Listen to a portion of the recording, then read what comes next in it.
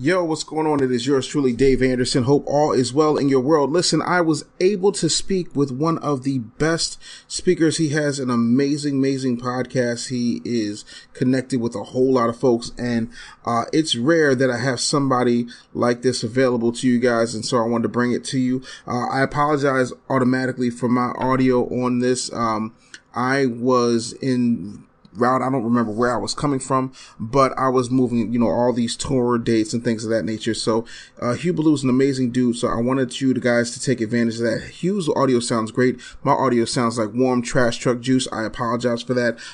But as always, here's another great episode of the Business Bully Podcast. I hope you enjoy it. The Business Bully Podcast is being brought to you by Audible. With over 180,000 titles to choose from, you can find something to benefit your brain, your body, and your business. Go to audibletrial.com/bully. And now it is time, ladies and gentlemen. We are diving right into the Business Bully Podcast. I am so happy to have my main man, Hugh Ballou, up in here. What's going on, Hugh? How are you, man? Introduce yourself to the people so they know who you are, what you do, and why you bring it, sir. Oh, thank you for that. I'm Hugh Ballou. I live in Virginia, where there's mountains and greenery, not too far from where David lives in Pennsylvania. But I've worked with leaders for 31 plus years. I spent 40 years as a musical conductor. So a conductor knows how to build an ensemble, a high-performing team. And you got to be a good leader because you got to get things done. And people are judging you in real time. So I work with leaders all over the 4 continents, all over, building a business, building a charity, and being more effective at the work they've been called to do. And my secret sauce, my superpower, which you're probably going to ask me, is connecting strategy to performance. That's the missing element most of the time. So that's what I'm all about, David. That is amazing, Hugh. Feel free to call me Dave. I promise you I'm not that formal.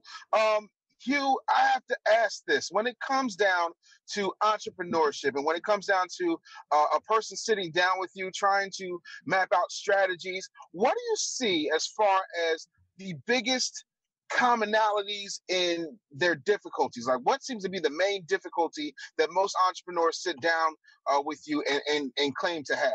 Well, let me sum it up. People ask me often, do all of you entrepreneurs suffer from insanity? I say, heck no, we enjoy it. So we we chase the shiny object. We are brilliant. We have ideas that will change the world. We don't settle down and map it out. Therefore, we get stuck. We're compromised. And many times, I think the numbers are 90%. Dun & Bradstreet said 90% of entrepreneurs fail because they don't have the ability to lead their organization. So that's the biggest problem, that we don't spend time as entrepreneurs working on ourselves, building the map, and then putting the team around us so we can actually be successful. Wow. That is impactful. I always tell people that people always ask me if I was a superhero, what kind of superhero would I be? And I'd say I'd be the Joker. And they said, well, the Joker's not a superhero. I said, I'll debate that. Listen, the Joker says it best. I don't have plans. I'm like a dog, chasing a car. I don't know what I'll do when I get one. I just know I have to chase it, But I think when you move in a certain direction and when you get to a certain level, you have to have a structure. You have to have a structure. You have to be able to put things in place and make it happen. And also, let's talk about the importance of a team, Hugh. Like, there are people who believe that I got to do it all. I got to be the social media person. I got to be the chef. I got to be the psychologist. What do you say to those types of people?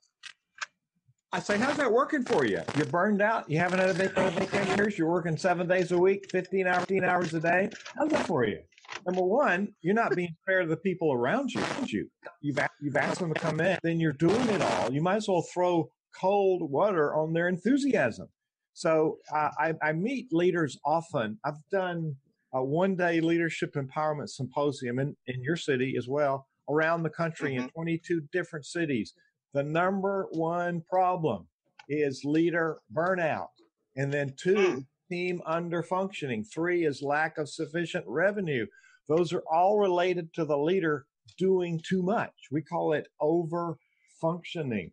And when the leader over-functions, guess what the team does? They under-function. So we set up problems, and we're totally unaware of the consequences of that. Mm, unbelievable. Unbelievable. So let's talk success stories. How do you get from being a conductor to being one of the go-to leaders in entrepreneurship and strategy and helping people connect the dots? How does that happen? What does that transition look like? Well, I served the church for 40 years as a music director. And in the cities where I worked, I hired the major orchestras, pretty major orchestras, to work in my program. So I worked with choirs and I worked with orchestras. But one of my jobs was in a church in Atlanta with 12,000 members. And I determined in that job as musical director that 10% of my job was music. 90% made music possible. So I worked in large churches creating systems and building leaders on teams. So I've got a real life history of accomplishing things, and one of the most difficult places to accomplish that, it would be in the church. You have all these volunteer people running around doing things. Focusing the people, guiding them, empowering them to do great stuff is what leaders do. We are influencers. You know, people who aren't conductors perceive musical conductors as dictators. I got to tell you, Dave, you got a little white stick and you got these union people sitting out there. You can't make them do anything. They're going to play the notes in front of them for 2 hours or whatever you've contracted, and then they're going to leave. So the leader is the influencer. We want them to perform at a high standard. So I took all of that stuff that I had worked with for 40 years, and I've done this work. It's been an overlap with this work. But I mean, people thought since I worked for a big mega church that I was smart, so they hired me to do team empowerment. And I learned to reposition what a musical conductor does into non-musical settings. That's an analogy, an orchestra or a choir, just like a football team or a basketball team or a NASCAR team. These are all high functioning cultures that depend on the thought leader, the cheerleader, the influencer, the leader to empower them to function as a high performing team. So I made that transition after 40 years. I figured I'd done what I could do.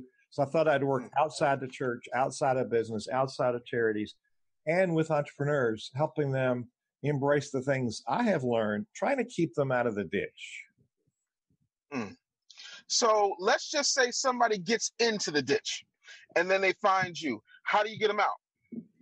Well, yeah, you know, I didn't mean to make you choke, you. I did. Got choked up with that question. The problem is, some people like being in the ditch. There's this failure thing. I'm going to fail. Boom, you fail. See, I told you so. Right.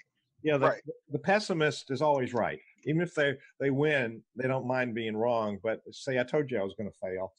There's a self-awareness and a confidence. We do not know how to empower ourselves for success. And so when people come to me and say, Hugh, I'm not succeeding like I deserve to succeed, that's a person that I can help get to the goal line, to the finish line. We're running a marathon. This isn't a sprint. And every mile is a challenge. You got 26.2 miles. You got to train for the marathon. You got to be committed to the marathon, and you've got to make sure you understand where the pathway is so you can get there and ahead of everybody else, unless you think running last is the winning place. So I can help people if they will help themselves. What I can do is provide the systems, coaching, and the accountability processes for people to excel. But David, 90% of the people won't do that. Yeah, no, you're absolutely right. And I'll go this far. It's funny to me how many people say success. Hilarious to me how many people say they want to have a 6- and 7-figure business when they're training and development and doing it to grow their business. The people who say they want it the most always seem to act like they don't have any money when it's time to hire and help. How do you deal with that? Until they're willing to invest in themselves, nothing will change. And that's another look at the lack of self-awareness that I just talked about. If leaders are the very best people I work with are already successful, and they're saying, Hugh, I see some gaps. I want to be more successful. When I go to national training events with big name speakers, I look at the front row. The front row is the people who are already successful. They're on the front row taking notes. It's the losers that are in the back row surfing on their cell phones because they think they ought to be there, but they don't want to open up and work on themselves. So Jim Rohn, one of the great motivational speakers of all time, used to say, work on yourself harder than you work on your business. And we never stop working on our business, but we work harder on ourselves. And it's what I call continuing improvement. If you stop working on yourself, you're not going to proceed. John Maxwell writes lots of books on leadership. And one of his laws in the 17 irrefutable laws of leadership is the law of the lid. Your business cannot develop any further than your ability to lead it. And people hear that and they go, well, it doesn't apply to me. Then they proceed to fail. The other thing that's really key, and you and I know this as coaches, the people who are making money have coaches. Many times they have multiple coaches. It's the people that are broke who say, no, I'm going to figure it out myself. Rather than investing in themselves with a little bit of money, growing their revenue and becoming more successful, they're going to get trapped in this spiral of, I'm going to figure it out. And then they don't fail. They burn, they crash and burn. Yep. Yeah. It's a hard thing to watch, man. You know, I was talking to someone who scheduled a discovery call with me, and she said, well, you know, I've been on this major talk show, and you know, now I'm going to write a book, and then I'm going to get speaking gigs. And I'm like, whoa, hey, like, I've been on several major talk shows. I wish that was all I had to do in order to maintain success, you know, maintain growth. Like, I don't know who's teaching you this. No, you have to invest in yourself. And I think that when we tell people that, they think, hey, everybody's trying to grab money from me, and it's not that. But, you know, we have to understand that when you're investing in yourself, an investment usually has a return, unless you're just throwing good money after bad. When it comes to your career, do you feel like there's one particular area that you have yet to conquer? And if so, what is it? For me? Yes. I want to be as famous as Dave Anderson. Oh, God, don't set your sights so low. You'll be disappointed. Oh, you're the man. You're the man. I'm trying my best. It's not easy, but I'll tell you this. I like this side of my career better than I like being homeless. Well, that's good. That's good. I'm currently homeless. We moved from Blacksburg to Lynchburg recently, and we're waiting to buy a house, but we do have accommodations. So we're not sleeping under the bridge in one of those moving boxes. Yeah, no, you know, as far as homeless people goes, I was Robin Leach. I had myself a very nice truck that was out for repossession that I was hiding in. What is it that you see differently generationally? Like, you know, if you look at my generation of coaches versus your generation of coaches, like, have you ever seen a young coach say, hey, I just want to take you for like 5 minutes and show you this? You know, like, what are the pros and what are the cons, you know, when it comes to you coaches who are, let's say, my age and younger? Your age, not younger than 25? Oh, God bless you. You, sir, the check is in the mail, Hugh. The check is in the mail. All right. In case you didn't notice, I'm an old white guy. I had no clue. That's right. Oh, my God. I grew up in Atlanta, Georgia, sitting at the feet of Martin Luther King. And he had an impossible job. That didn't stop him. People were violent. They opposed him. You know, Schopenhauer, the German philosopher, said all truth goes through 3 phases. It's ridiculed, it's violently opposed, and it becomes self-evident. And so that's just a way around talking about your question. I think we all put ourselves in a trap, and finding people who, and yes, we should hire somebody, but there are people after our money. We want to hire the right people. And Martin Mm-hmm. King, Mm-hmm. he was totally nonviolent. People were violent to him. He was totally nonviolent. It really set a different pattern that nobody's been able to completely do. He was a very unique individual who made profound impact on my life. I didn't know till later because I'm not quite as smart as I look. I learned over those lessons, and I heard him say the dream stuff. I heard him say that in person. I was also there at his funeral, and that was a sad, sad day for many of us. But I grew up in a white privileged, upper class neighborhood, and we've righted a lot of wrongs, but we really have a long way to go. And part of what we're doing as social entrepreneurs is we're changing things for the positive. We're not kicking people. We're not shooting people. We are creating programs that are valuable. We're changing, the white entitlement. We're changing the violence. We're changing the patterns of the past. So I'm embarrassed to say my generation has probably created more problems that we need to fix. And so I'm proactive in doing that. So I think we learn things from younger coaches because they've got a fresh perspective. But I do think there's value in those of us who have gray hair. Because, David, I've made the mistakes, and I've learned from those. So I've been around longer to make more mistakes, and I've reclassified those as learning opportunities. So what I have to share with people is colored with the scars and the experience of failure. And I think that has a lot of value for people. So I think we want to validate the coach. My leadership coach is in her 80s, and she's really good. And I think you can't really put a correlation between age and wisdom.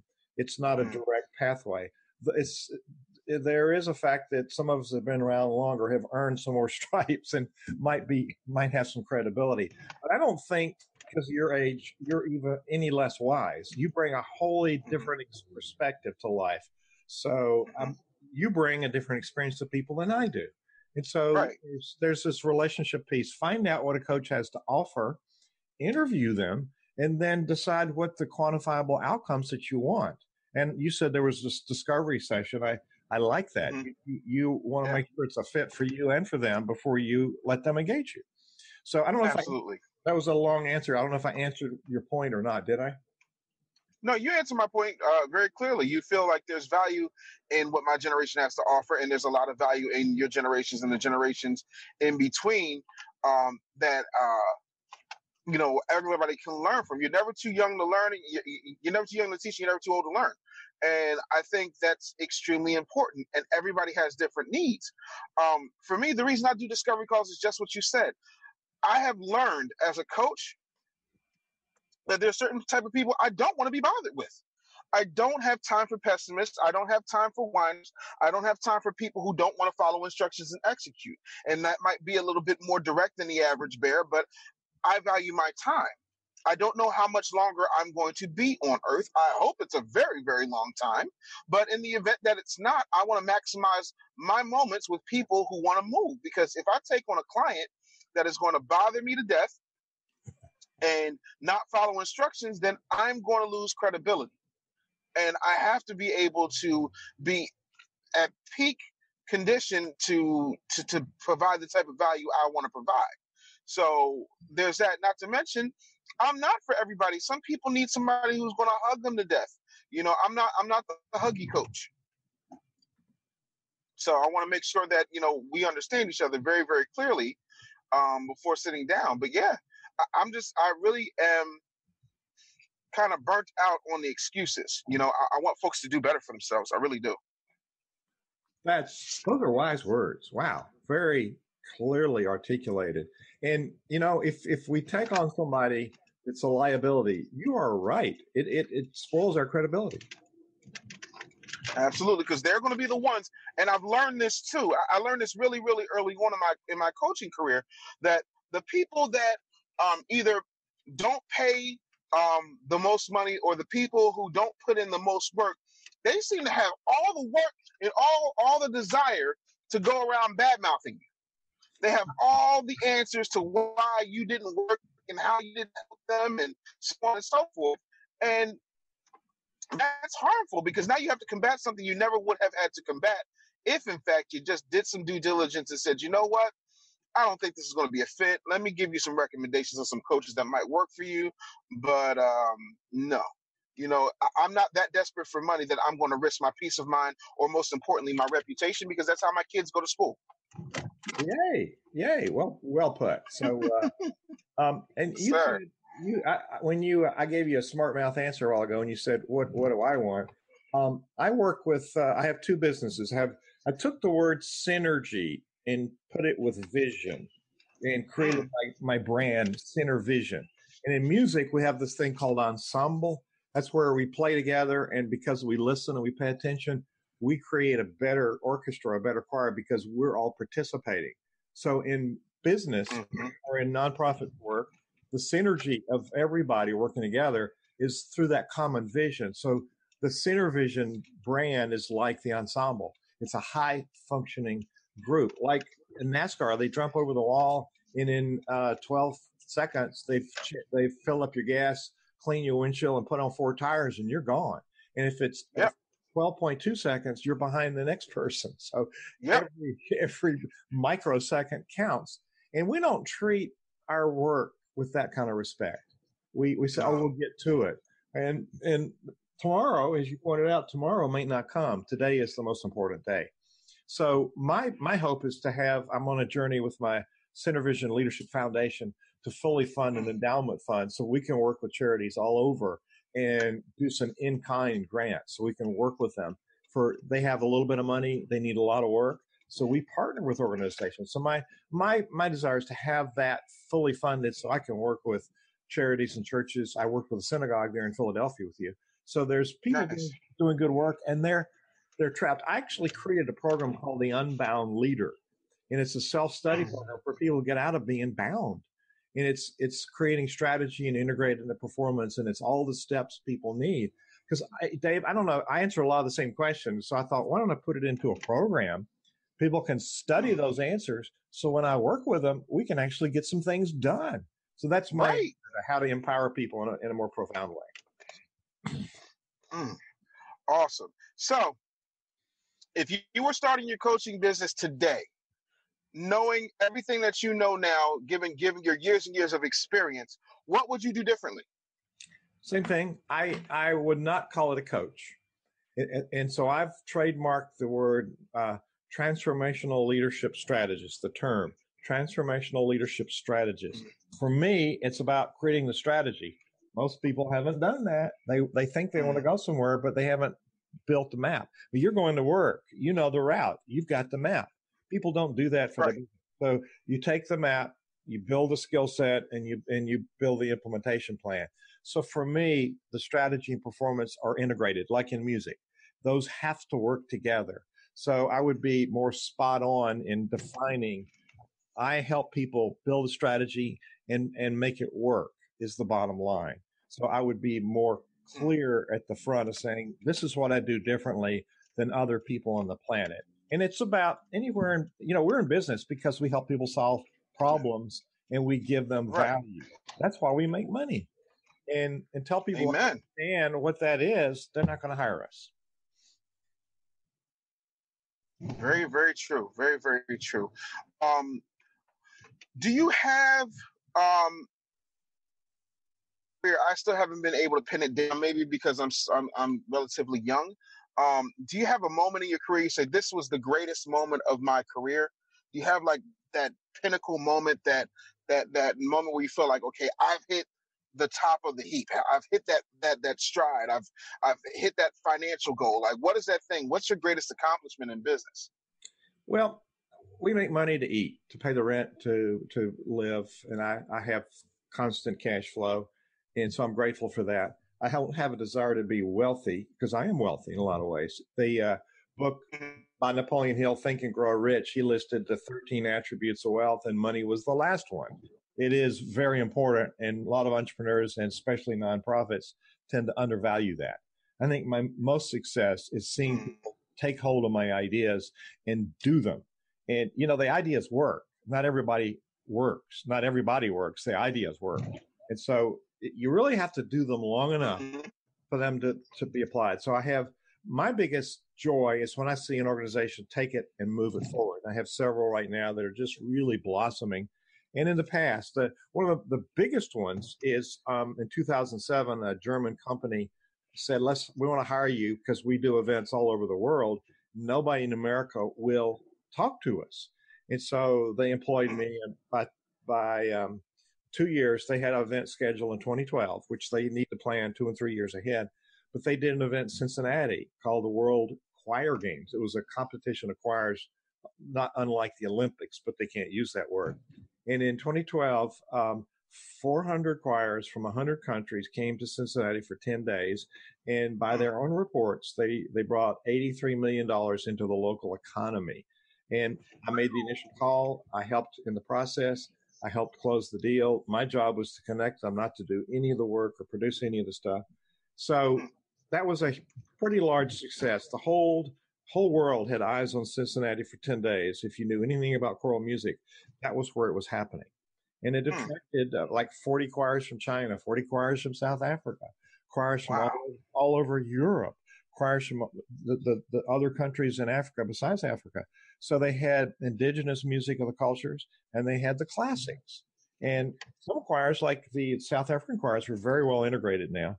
But they would the first week they would do Vivaldi and Mozart and Beethoven. The second part of the week they would do music from the culture, the indigenous cultural music, and they would do all of it equally well. So here's the big thing: world peace descended upon that event. It wasn't a Goldie event. It's what happens when people have a common goal and they learn to talk and share with each other. So people that were competing in this competition were actually cheering each other on. To me, that was a huge success, and it wouldn't have happened if I hadn't made the contact and made it happen. And I was forgotten. I was in the background, which is my job. I'm a catalyst to make things happen. We don't need personal attention. We want the clients to get the attention. So that's my thing. I want to be happy. I was in the audience watching the big celebration in Cincinnati, and I knew this is here because I made it happen. And they didn't have my name in lights or anything. And so that's my joy, is to see my ideas, my connections, my work be a catalyst for people having access to the brilliance that God gave them. It's a beautiful thing. I love that. I love that a lot. Now, of course, we always talk about leadership. We talk about being transformational. We talk about growth. How does one who has a leadership mindset before I even say find, how does one who focuses on growth and has a leadership mindset identify and then find their tribe and then recruit them? That's a great question. We want to do push marketing. Hire me, hire me, hire me, do this. This is what I see all this on social media. I can do this, hire me. Well, to me, that's backwards. And Dave, what I notice about you is you give people value. And that's my piece. You give people value, you help them solve problems. Then they come around and say, I really need you. And the best clients I have, I didn't sell. I gave them value. I helped them solve problems. And they said, I need you to help me. And that's not everybody. And I don't want to work with everybody. Like you said, there's some people that I don't want to work with. I'd rather take a nap than try to work with them. Part of that's my age and mental condition. So, it's the position of influence. That's what I help people with. We attract people to us. And James Allen wrote the little book, As a Man Thinketh. It was in the time when it was male-dominated language. But, he said, I will neutralize it. He said, we don't attract what we need. We attract what we are. It's paramount to understand who you want to attract and how you will attract them, and then be excellent. I've got to get a shirt that says on the front of the shirt, nobody's perfect. And then I turn around and say, but parts of me are excellent. And we can't do everything. So focus on what we are brilliant at. And I'm brilliant at helping people find their expertise and then connect to. My podcast is called Orchestrating Success. It's the orchestra thing. It's converting passion to profit. We don't know how to do that as entrepreneurs. We're really good at something. We're not good at that. So, Dave, people need people like you and me to help them build a pathway so that their expertise becomes revenue. Yes. Absolutely. Hugh, I have to tell you, man, I absolutely adore your message. I'm a huge fan of your humility. I love the way that you move. I love what you say. I have people who I work with who are quote unquote uh, awesome individuals, great at what they do, but they don't have what you have. And that's a level of selflessness that is amazing. So I'm honored to have you. Please let people know how they can reach, because I want people to be able to connect with you, my friend. Great. My name is Hugh Ballou, Hugh, and the last name is B as in boy, Ballou. HughBallou.com is where they can go. Find out about my business. The podcast is there. There's free stuff people can have. HughBallou.com. Hugh Ballou rhymes. It's my real name. Don't you think it's musical? All right, y'all, that's going to do it for this edition of the Business Bully Podcast. Make sure you check it out. Again, I apologize for the audio and technical difficulties on this episode, but the content was too good to not give it to you. Don't forget, you can always reach out to me. Let's see here. Dave@businessbullyshow.com. You can also text Business Bully, 2 words, to 31996. That's 2 words right there. Business Bully, all lowercase, to 31996, and get hooked up when I'm doing exclusives, sales, contests, tour dates, the whole 9. So go to Business Bully, text Business Bully to 31996 and get hooked up that way. And as always, get out of your feelings and into your business, man. We'll be talking again real soon. Peace.